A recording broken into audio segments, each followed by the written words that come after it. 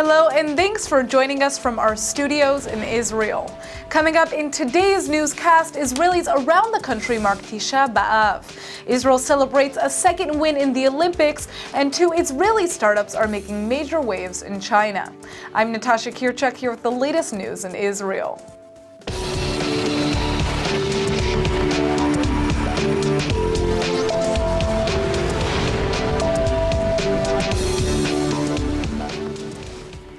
Thousands of Jewish worshippers around Israel are marking Tisha B'Av, the day of mourning, that commemorates the destruction of the ancient temples that once stood atop the Temple Mount compound. Last night, around 2,000 people visited the Western Wall to start their day of mourning. Jerusalem police are now boosting their presence in the area, largely in response to riots that have broken out in the Temple Mount. Advocates for Jewish prayer rights at the Temple Mount are advocating for Jews to visit the Flashpoint site, which happens to be the third holiest place in Islam and is known to Muslims as a noble sanctuary. Today, non-Muslims are allowed to visit the Temple Mount but cannot pray there, according to an agreement made between Israel and Jordan after Israel captured the area in the 1967 war. The Palestinians have accused Israel of trying to change the status quo at the site, but the Israeli government has continued to deny the charges.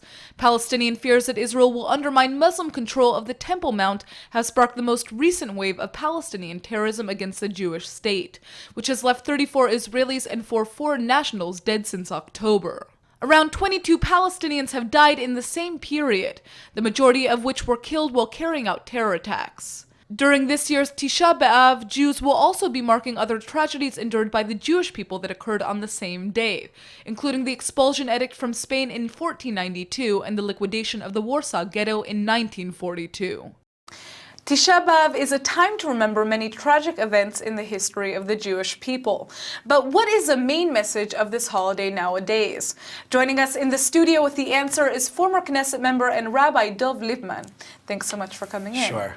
So to begin, tell us about this holiday. So there's a history to Tisha B'Av, the 9th of Av, which many people don't realize. It actually dates back to the story of the spies in the desert. When the spies came to the land of Israel and they came back to the Jewish camp in the desert with a negative report, the Jewish people hear this negative report about the Promised Land and they begin to cry and they complain and they say, we want to go back to Egypt. We don't want any part of this land according to what the spies told us. And they cried all night on this day.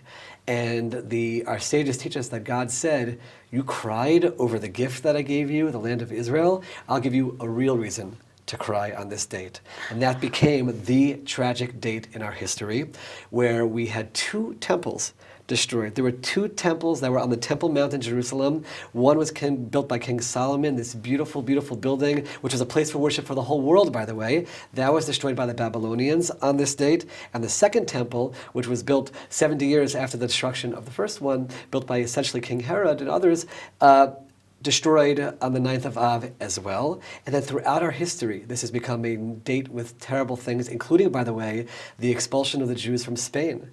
The Jews had experienced this golden period in Spain, and on this date, this is the date where they were forced out of that country as well. So it's a date with many other examples also the filled with liquidation of the Warsaw Ghetto. Yes, correct. Filled with tears, filled with sadness, a very tragic day in our history.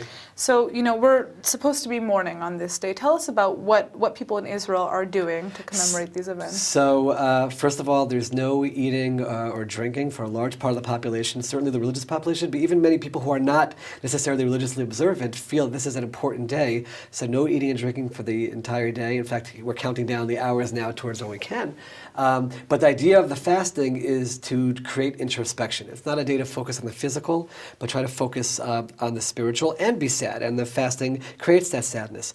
We also don't wear leather shoes. There's supposed to be a little level of discomfort. And for the entire morning, starting last night through the whole morning this morning, sitting on the floor, not sitting on the chair. Real mourning, the way people do when they lose a parent, God forbid. They sit on the floor or on a lower chair. There's all these customs related to mourning to try to help us, because it's hard to feel sadness. Right. Here we are living in this beautiful country, things are flourishing, overall things seem to be okay, so we force ourselves through these physical actions to feel the mourning, and I have to be honest with you, it works. You do feel it. You do feel sad, and it helps you focus on some introspection. Now, what is the message that we're supposed to be taking from this? Because, of course, we want to be remembering these events, but how do they translate to modern day? And that's the key question, Natasha, because we can go through physical actions, and that's religious practice, but if it's not meaningful, what was the point? We're supposed to think about what led to the temple's destruction, and it's very, very clear, according to the sages, what happened. It says that there was sinat chinam. People had hatred towards one another, and that's what led to the destruction of the temple. The Talmud even goes further and says the people were keeping the mitzvot. They were keeping the Torah. They were religiously observant. But because they had a lack of respect for one another, that broke people apart. God said, this temple is here not just for actions religiously, but it's to bring a people together, unified in the service of God. And if you have that fragmentation, there's no temple. So we today should be thinking about this sadness, and every single person should be thinking, how can I be better in showing respect towards others? How can I be better in showing love towards others? There's a famous statement from a rabbi named Rabbi Melech El Lezhinsk, where he said every single morning, before he started anything religious, he said, God, help me fulfill the biblical commandment to love others like I love myself. That's the most important thing for me to focus on. And all religious practice. So that's what we have to do today. We have to be thinking about that. And everyone around the world, and certainly here in Israel, we have significant polarization between different groups. That's the work that we have to do to hopefully bring us to a point where we don't have to mourn and we can have the final redemption. So speaking about these issues, the Temple Mount itself is clearly a flashpoint site. Many say that, the issues between Muslims and Jews on this special holy site has caused the most recent wave of violence that we've been seeing in Israel since October. What can we expect to happen today on this, the day Israel's remembering, the Jewish people are remembering this holy site? It's such a good question, and it's such a hurtful question. Not that you asked the question, but the meaning behind it. Here we are, Jews all around the world for thousands of years are mourning the fact that there used to be a temple on that site. On that site in the Temple Mount, that's where that temple that we're mourning stood. And yet, we're not storming the mountain. We're not blowing up anything there. We're not trying to push anybody else away. Jews want to go there and pray. I, by the way, for religious reasons, don't go on the Temple Mount. There are many opinions that say it's forbidden for us to go there while it's not in Jewish hands, so to speak, in the sense of the temple being there. But there are others who think that they should be able to go up there. It's really sad to think that there's a place in the world where Muslims are allowed to pray, but Jews are allowed to visit, but don't move your lips, because if you move your lips, you could be arrested for that or dragged away by the police because you might be praying there. That is so the opposite of what the Temple Mount should be. The Temple Mount, as I mentioned before, when King Solomon built it, was in Hebrew, it was a place, ki beiti beit tefillah yikarei lekol ha'amim. It was a place for all nations to worship God together. And it should be a unifying place and a place of peace. But because there's this rule that Jews cannot pray there, they use it as incitement towards violence, and they use it towards horrible things that happen throughout Israel, and that's very sad. What do I hope?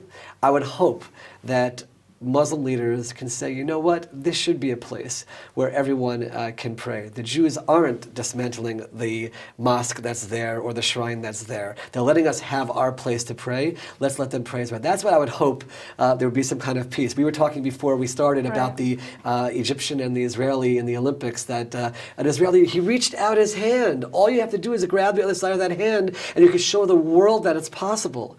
That's what I would hope that Muslim leadership would be, and we'd have a courageous leader who could do that. In the meantime, Israeli police are keeping to the rules because we don't want to have an outbreak of violence, and I support that, obviously. I support the rule of law, but I would hope that we can reach a stage, and maybe the 9th of Av can be the stimulus for that, where people can realize, yes, we're mourning over our temples that were destroyed, but we're letting other people pray there. Let us be there as well. It should be a source of peace and not a source of violence, and hopefully that time can be reached. Yeah, that's all we can hope for. We'll see what happens in the near future. Correct. Thank you so much for coming in, Rabbi. Sure. Yet another Israeli has taken home a bronze medal at the Olympics, and this time it's Oli Sasson who beat out competitors in the men's over 100-kilogram judo competition, despite an unpleasant start. Sasson is a two-time European silver medalist, and Israel had high hopes for the athlete, especially after his encounter with Egyptian competitor Islam El Shahabi. When Sasson beat him in the first round, El Shahabi refused to shake hands with the winner or even bow in mutual respect after the match ended. Israel takes the win, and this, well, we've had an incident here. Afterwards, El-Shahabi was ordered back onto the floor to bow amidst booing, and later said he was quitting judo. The Israeli Prime Minister is hailing Sasson for showing the beautiful, strong face of Israel in response to adversity. Netanyahu says Sasson's encounter with his Egyptian competitor demonstrates how, despite Israel's development of ties with regional countries, there's still a lot of work that needs to be done in response to Arab propaganda against the Israeli people. In the past, similar incidents have happened between Israel and Arab judo athletes. At the quarterfinals of the 2011 Judo Grand Slam, yet another Egyptian competitor refused to shake hands with Israeli Alek Zevi. Sasson didn't let his own encounter get him down, though. He eventually made it to the semifinals, where he lost against France's Teddy Riner, who went on to take home the gold. Reiner hasn't lost a competition in 6 years and is unbeaten in over 110 fights, yet Sasson held up a great fight against him. Sasson only managed to get outmaneuvered in the final few seconds of his match with the reigning French champion. The Jerusalem native will turn 26 years old on Thursday, but it looks like this year he has a lot more to celebrate. Ori Sasson isn't the only Israeli to win a medal in judo at this year's Olympics. Judoka Yarden Jerby also took home the bronze last week, and now all of Israel's success in the sport is bringing judo to the center of attention in the Holy Land. ILTV's Steve Leibowitz met Reuters sports reporter Ori Lewis to get his take on if the recent wins will influence Israeli youth to get more involved in sports.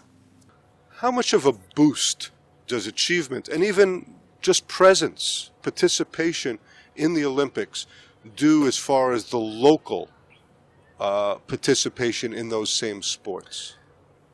It's a good short-term effect for sure. You know, when people are watching the Olympics, parents of young kids might say, well, that looks like something maybe we should send our kid to, and maybe my son somewhere should be a fencer. My son can be a judo. Well, exactly. Yeah. I mean, that obviously happens. The question is, how many of them are going to stick at it and get to the very top? Very, very few do, and of course, that shows you why it's so hard to win an Olympic medal. If you're going to be any good, you have to have the dedication, and you need to have the support at home. If you're very young, your parents have to basically sacrifice many, many things to take you to events, to pay for uniforms and equipment, make sure that that you're ready as a child for competition, and then of course the coaching staff will do their bit. But so many kids drop out.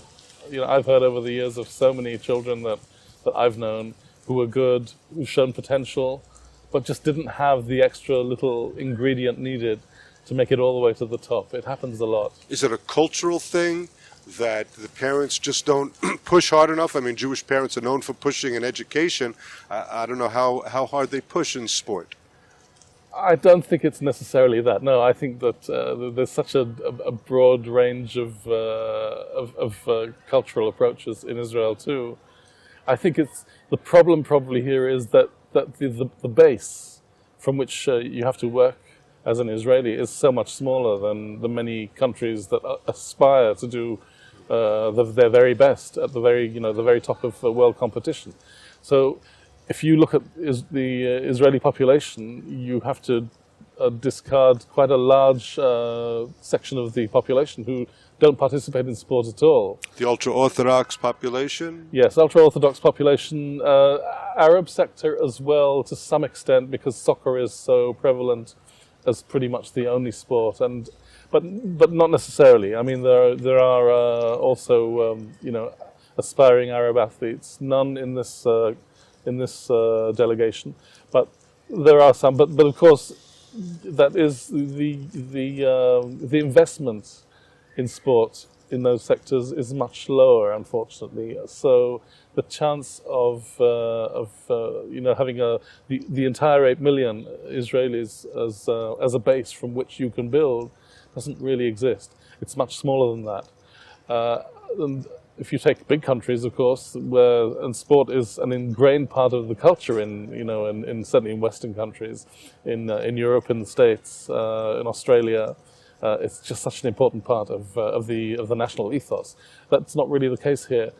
I think you would say that Israeli athletes probably succeed despite the conditions and not because of the conditions, and that maybe is even a greater achievement than than what it would be for others.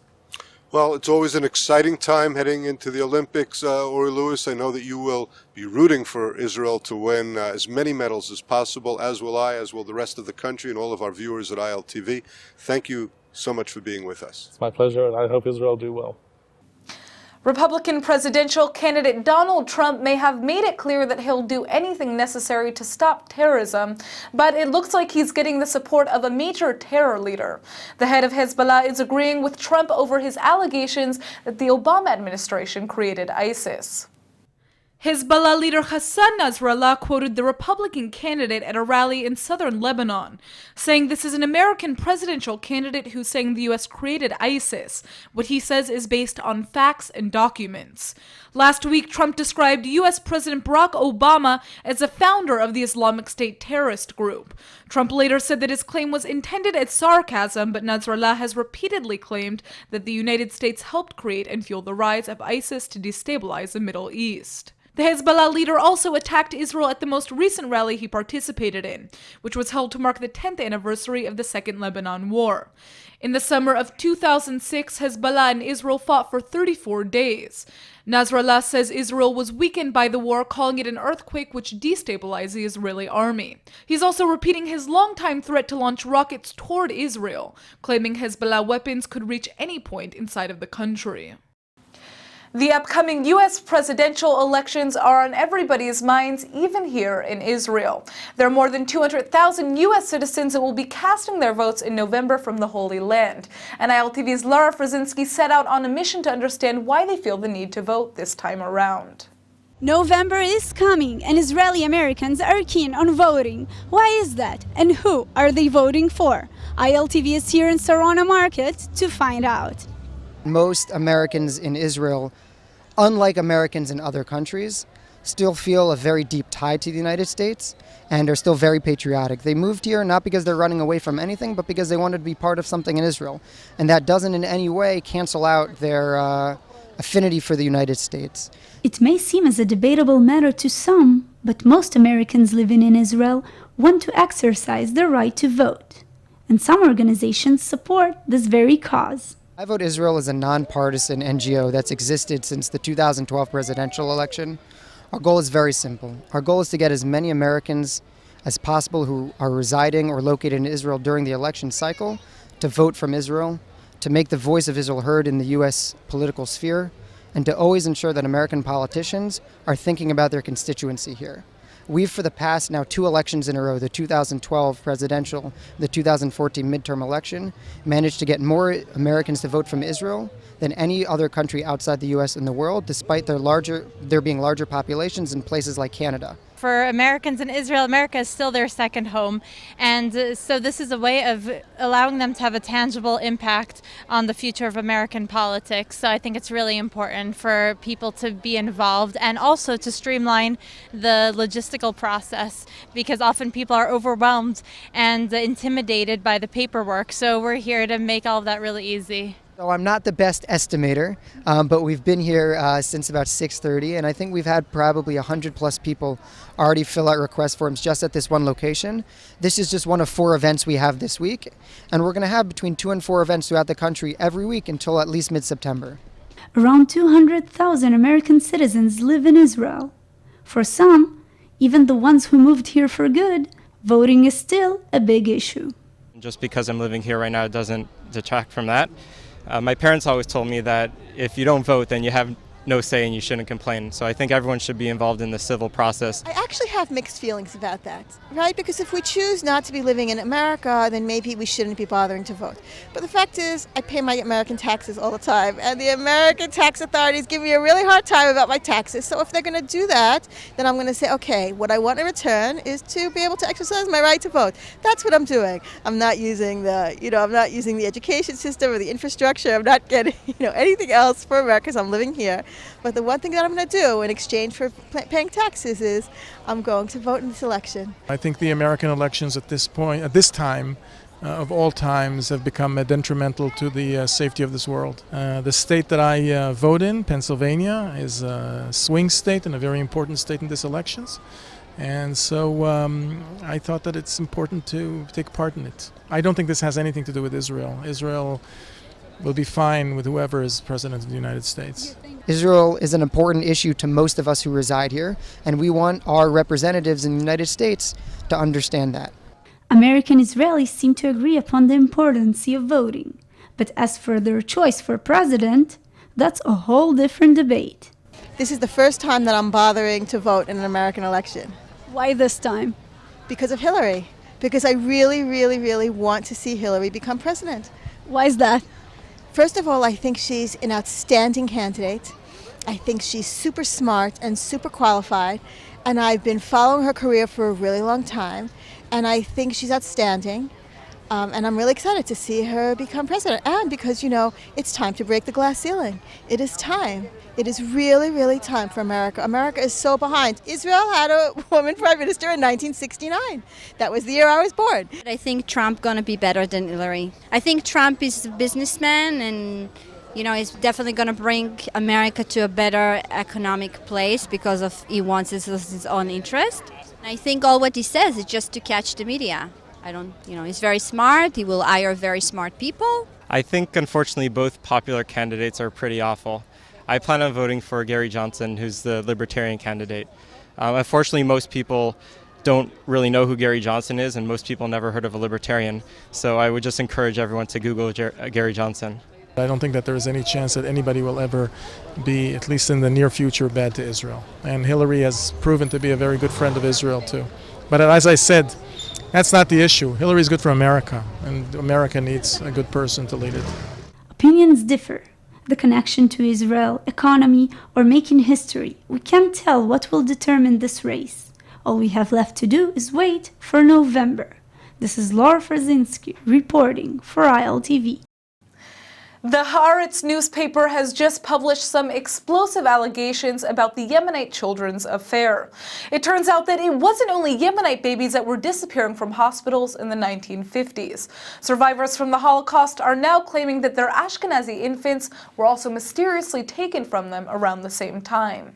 The paper's investigation reveals claims from dozens of families who immigrated from Eastern Europe, saying they too were informed by authorities that their babies died but were never presented with bodies, death certificates, or graves. The Yemenite Jewish community has long accused Israeli authorities of having abducted their children soon after coming to the country back in the 1950s, and there have recently been renewed calls to reinvestigate the matter. But this is the first time we're hearing stories from European Jews, who say that their young children were also taken from them at Israeli hospitals, or even before the founding of the state. Some say their babies disappeared while they were being held at British detention camps in Cyprus on their way to the Jewish homeland, after they managed to survive the Holocaust. One father, who's now 95 years old, claims he tracked down a nurse who confessed that his infant son was sold for $5,000 to a childless couple. A 2001 State Commission of Inquiry report into the abduction of Yemenite children did in fact include a short clause about the disappearance of babies from other communities, including about 30 cases of children of European or American origin. One woman still searching for her sister, who disappeared just days after birth, told Haaretz she believes the background of the families involved shows the root motivation for the kidnappings was not due to racism of Ashkenazim against Sephardim, but rather the patronizing and arrogant attitude veteran Israelis adopted towards new immigrants. Israel has once again been recognized for its technological prowess, this time in China, at one of the most impressive competitions in the world. Two Israeli firms brought home the top honors from the Global Innovation Awards 2016. They faced fierce competition from 19 other finalists, who had been pre-selected from over 3,000 international startups from 4 geographical regions. Israel's Nini Speech won first prize for inventing a digital platform that helps people who suffer speech disorders, by connecting them through mobile technology to support groups, therapists, exercises, and more. That wasn't Israel's only success at the competition. Second prize also went to another Israeli firm called Aerial Guard for its development of autonomous navigation systems for drones. The winners were selected by 11 judges from around the world in simultaneous real-time votes cast by over 1,000 people. They were even awarded cash prizes of $1.5 million. Last year's first prize winner was also from Israel, a startup called Diacardio, that was hailed for its development of software used to decode echocardiograms. One of the judges at this year's event said that the fact that an Israeli startup won the competition for the second year running not only demonstrates the country's technological edge and out-of-the-box thinking, but also the Israeli tech market's relevance for global markets. And now for our Hebrew word of the day. They say that everybody is a winner in their own way, so today's word is nitzachon, which means win in Hebrew. If you were watching the Israelis compete in the Olympics over the weekend, you could literally hear Israeli fans screaming, "Eze nitzachon," or "what a win," as Ori Sasson beat his competitors in judo. Israelis love to win, which is perhaps why they're so good at it. Just this week, 2 Israeli startups had a major nitzachon in China and were recognized for their world-changing innovation. But the Holy Land doesn't just stand out in sports and startups. Since Israel was officially established, the country has celebrated some large-scale military and political wins, and it's largely because Israelis are willing to take risks. After all, here in Israel, they say adif nitzachon mefoar michalamot b'megira. It's better to have a big win than to keep your dreams locked in the drawers. In other words, you might as well try. Let's go ahead and take a look at the weather forecast. It's the beginning of a new week. Monday is expected to be partly cloudy with a high of 85 degrees. Tuesday should be mostly sunny with a high of 84. All right, everybody, that's it for today's news. Today's exchange rate is 3.81 shekels to the American dollar.